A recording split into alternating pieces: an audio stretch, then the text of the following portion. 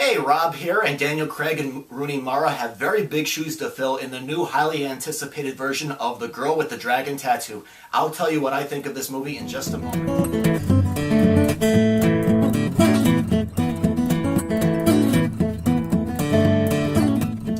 Hey, thanks for clicking on RB&D Reviews. I finally got to see David Fincher's new version of The Girl with the Dragon Tattoo.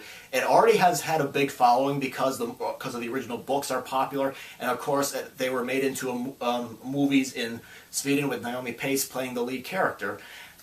Here in this movie, Daniel Craig plays Mikkel. I think that's how you pronounce his name, Mikkel. He's a journalist for an independent Millennium magazine, but after losing a libel case, this wealthy elderly man named Henrik Banger, I think his name is, he's played by Christopher Plummer, he hires Mikkel to solve this 40-year-old mystery involving the disappearance and potential murder of his niece, Harriet.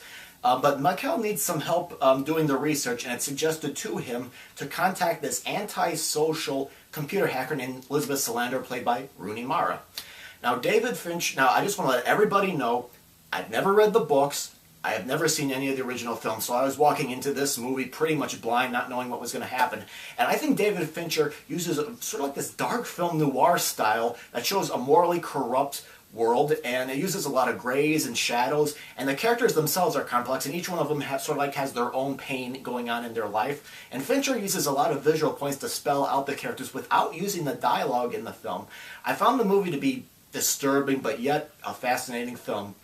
Now, like I just said, I've never read the books or seen any other movies, but there were a lot of, what impressed me was there's a lot of stories happening in this movie, and sometimes in a lot of movies, I often notice that some stories in a film might be more memorable than another one, and all this. But here, even though there's a lot going on, none of them really outtake the other one. They sort of like get blended together very well. None of them really overtook the other, and so I wasn't seeing, oh man, this story is probably much better than this one for this reason or for that reason.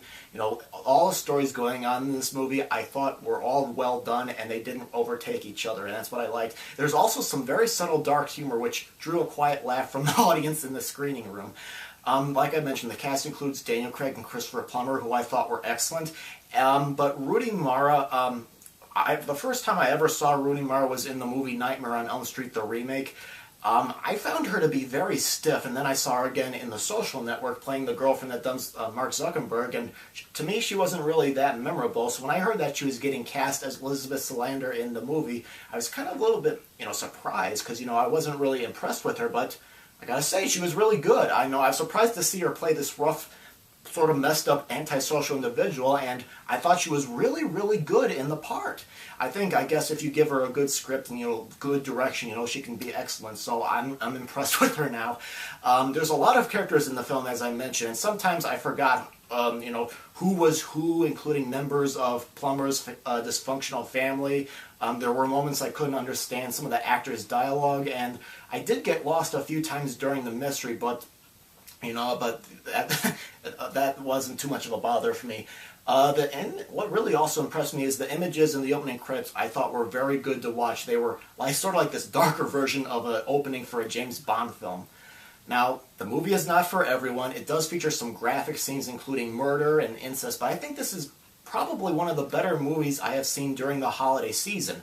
There's a lot of suspense, captivating characters, a great score accompanying the picture, and it shows the two lead characters putting the case together, and there's plenty of anxiety to go along with it. So I can't wait to see the original films, but I'm going to give this version of Girl with the Dragon Tattoo a see it in theaters verdict. Like I said, it's not for everybody, but if you like a good mystery and you don't mind graphic scenes involving murder and sex, you might enjoy it. This movie be worth checking out. So that's my review, and now I'm going to open the floor to you guys.